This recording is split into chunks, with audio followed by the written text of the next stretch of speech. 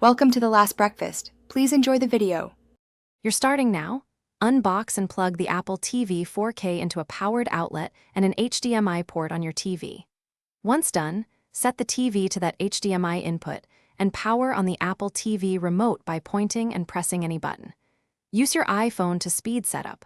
Hold it near the Apple TV to transfer Apple ID, Wi-Fi, and settings.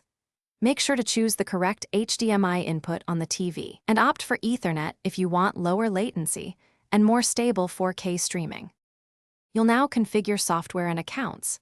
Sign in with your Apple ID, enable iCloud and HomeKit to sync apps and passwords, and enroll in automatic updates.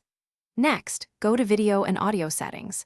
Choose HDR10 or Dolby Vision according to your TV, enable match frame rate and match dynamic range so content plays as intended, and set the 4K resolution preference. Once those are set, download needed streaming apps and sign into each. This keeps audio and picture consistent across services and minimizes codec mismatches. Finish by customizing the home screen, creating profiles for family members, and enabling Siri for voice navigation. Test a 4K HDR sample to confirm audio pass-through and lip sync. Make sure your receiver or soundbar is set to pass-through if used.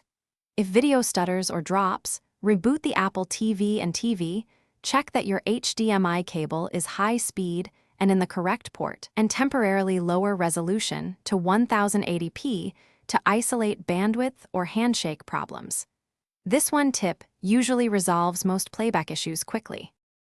Thanks for watching. If this was helpful, leave a like and consider subscribing. See you next time.